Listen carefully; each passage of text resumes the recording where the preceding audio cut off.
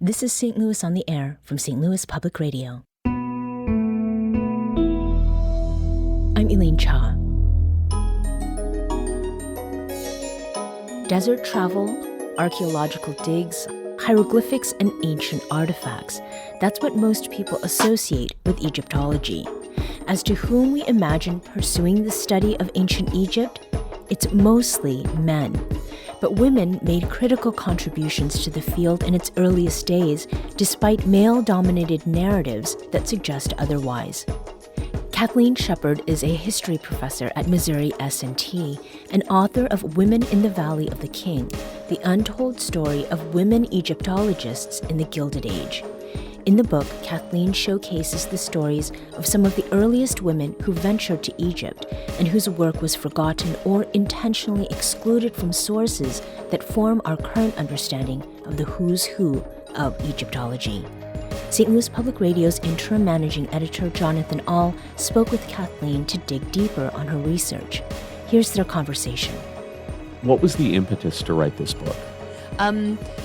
When I was doing my PhD dissertation, so I'm going to take you back like 15 years, I read Flinders Petrie. He was a big, great man in Egyptology. I read his autobiography, and in it he mentioned one woman in half of a sentence. And he said, "My colleague, Miss Murray, came out to help us this season," or something like that. And I started wondering sort of, who is this person? And then once I looked into her, I realized she actually was not just his colleague. She worked with him for like 70 years. And she gave him an entire chapter in her autobiography where she got half a sentence in his. And so I started looking more into the women in Egyptology. And that was a really long time ago. When it came time to sort of write a full history of Egyptology, the question was, how do you go about doing this, and who gets into the picture? And I realized that it had to be about these women because they were foundational to all of the other work that was happening, all of the other very visible work. This story must be told, and so here it is. Unfortunately, Egyptology is not unique in the fact that women's contributions were marginalized or intentionally erased. But is there something special about the way women interacted with this intellectual discipline that you think might be a slightly different story than the way their contributions were marginalized in other fields? Yeah, I really do. Women, so because Egyptology professionalized so late compared to, say, mathematics or chemistry, Egyptology was professionalizing in the 1850s to the 1920s-ish, and I know that's like a long period of time. So as sort of the political and cultural and social landscapes were changing, women in Egyptology were actually allowed in pretty early on. In this professionalization process, either as travelers and writers or as patrons. Early excavators like Maggie Benson, she was the first woman to get an official excavation permit in Egypt in 1895, which is really early, actually, for doing that work. So women were already sort of on the job, and they remained there. And if they had enough money, they could go and support their own excavations and make collections on their own. And most of the women in the book had quite a bit of money, especially the early ones. They usually had support of their father or their husband or some sort of male partner. But if they didn't, then they would find a woman partner to go along with them who was also wealthy and also wanted to travel. So it was all of these things together that were all sort of coming together in this perfect storm for women to be able to go, Egypt, like, let's freaking go. I want to get there. Let's see what there is to see. You're very active on social media, and I couldn't help but notice that some of the things that you've put out there still kind of talk about a lot of the misogyny that's still present in academics in the United States today. Posts like, when you're the only woman in a faculty meeting, you have to be asked to take the minutes, as an example. How do you kind of reconcile with how far we've come and how far we have to go in terms of people getting equal credit for their intellectual abilities and pursuits, regardless of gender?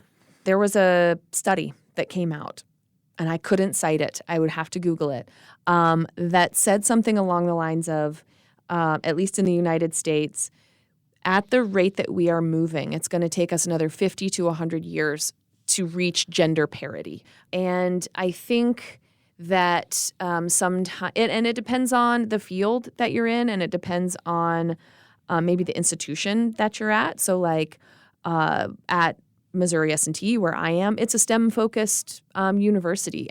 And so here, the gender ratio, if you're from Rolla or if you know anything about it, you know about the ratio, which is 3 men to every woman on campus. And that goes for both faculty and students. And so while there are efforts underway on campus, and I think there have been for a while to make that ratio a bit better, a bit more equal, I think that we have a long way to go. And the only thing I think that we can do is be supportive of folks, who want to come here and try to make the climate better for them and more welcoming and not as intimidating. I'd like to go back to your book and have you read a portion of this. This is from the chapter on Kate Griffith and Emily Patterson, and you quote a letter that Kate Griffith wrote to a friend of hers, kind of struggling with the idea of domestic life and marriage and expectations of women compared to the life that she wanted to lead. I'm wondering if you could just read that little excerpt and maybe tell us a little bit about it and kind of how it's a sign of a lot of the things that are in your book. Yeah. I love these letters. She's writing to her American cousin, Jane, who she had never met in person, but she'd been writing to since she was like 9 years old. And when they were in their 20s, Jane actually was she was engaged and she was about to get married. And so Kate Bradbury wrote this to Jane.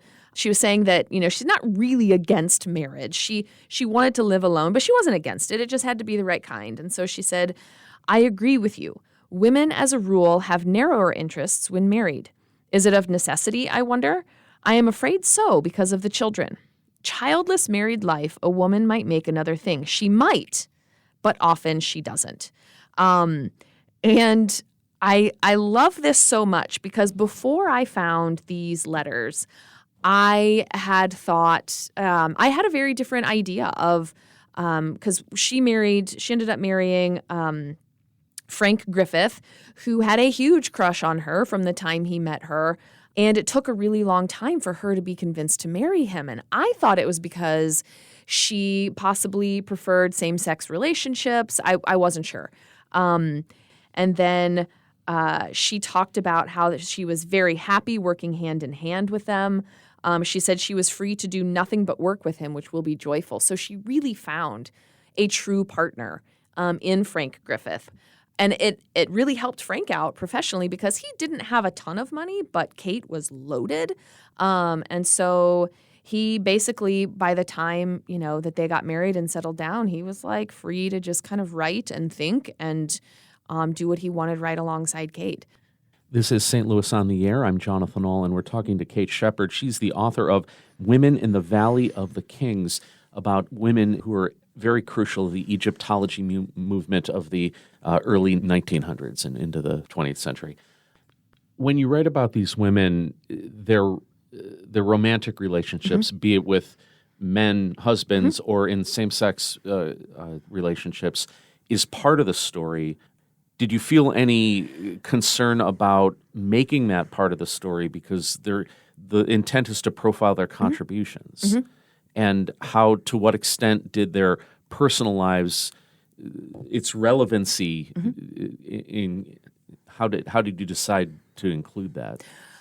Because I've been a biographer for 20 years, and I think that we lose a lot when we don't include the personal.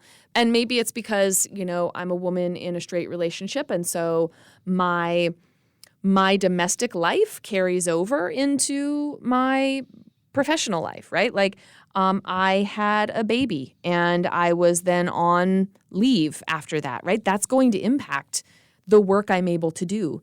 And it does for men too, and it always has done. I mean, Darwin had 10 children. Did that impact his work? Yeah.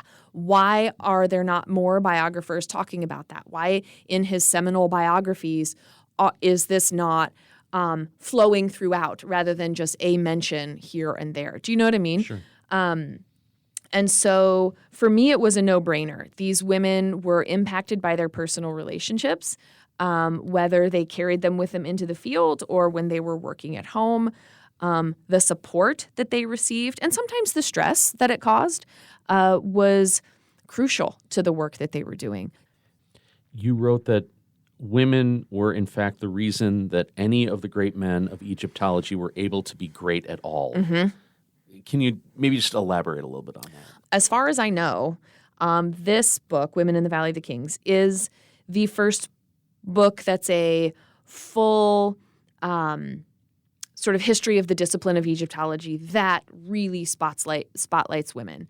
Most of the rest of them, I would say do what they can, but I don't think that they do. I think they really sort of forego women in favor of the men because the work that the men do, you can't argue with it. It's exciting, right? They get dirty, things happen. There's guns involved. People are getting in fights. Like, there's stealing. It seems very exciting. It seems very sort of Indiana Jonesy. But men were able to do those things because women were writing the letters. Hey, Flinders Petrie needs to go excavate. Kate Bradbury is writing letters for his permissions. Kate Bradbury is making sure that he has money in his account in Egypt so that he can pay people. Women are doing when the collections come back, they're unpacking them in the museum and they are writing the labels and they are doing all of that. But very often, men were much more interested in let's dig this out, let's do all of this, than they were about any of the domestic work that they needed women, their wives, their assistants to do. I'm wondering if we can close with something that you wrote in your epilogue that I thought was kind of a good summation of a lot of what your book is all about. Could you read that for us and maybe expand on it a little bit? Yeah. The worlds into which each of these women walked were very different from the worlds they left behind. In many ways, they dismantled parts of the discipline that would see them fail at worst and fade into the background at best. For a majority of these women, they not only benefited from these institutions that in the end erased them and Egyptians they worked beside, they also helped to strengthen their foundations. They left their marks when and where they could and changed the ways in which the discipline of Egyptology operated. Part of the goal here was to start, right, with Amelia Edwards and show how she sort of created, let's say, a step onto which then Emma Andrews could step on. And then, Maggie Benson and Nettie Gourlay and Emma Andrews. And then after Emma Andrews, you get Margaret Murray who comes in and she's like, I don't have a ton of money, but I'm going to go and I'm going to do this work in the field. And the same for Amos Calverley and Myrtle Broom, right? And so all of these women created a step that the next generation could stand on, if you will, to quote Newton, right? Or paraphrase Isaac Newton, who said he stood on the shoulders of giants. I think that's really what I tried to do, was to show that these women were standing on each other's shoulders and just able to lift the other women up, which is what we should be doing anyway.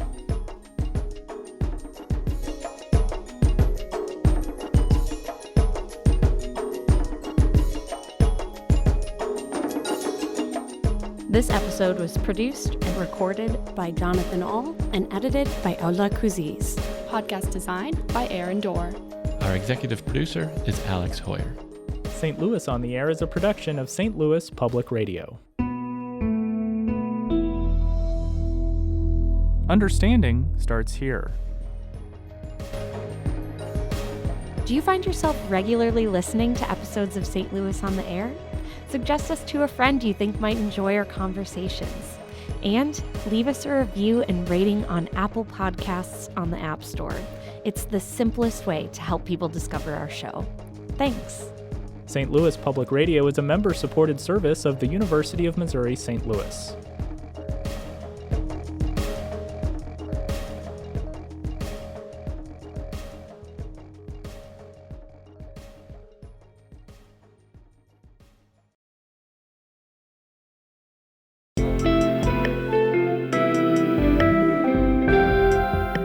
The Gateway brings you the day's news each weekday from around the St. Louis region and the state capitals in Jefferson City. Our schools are accredited. We don't need this bill. And Springfield. How many more years must pass before lawmakers see time is of the essence? I'm Abby Larico. Join me each weekday for The Gateway on the STLPR app or wherever you get podcasts.